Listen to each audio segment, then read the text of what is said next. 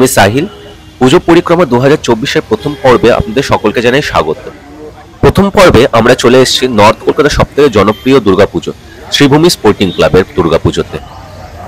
আজকে প্রতিপদ, তবে আগেরবারের তুলনায় এবারে প্রতিপদের রাস্তাঘাট অনেকটাই ফাঁকা, হয়তো বৃষ্টির জন্য, কিন্তু অথচ কলকাতায় এখন যে সিচুয়েশন হয়ে রয়েছে, আরজি করের যে ভয়াবহ দুর্ঘটনা ঘটে গেছে তার কারণে।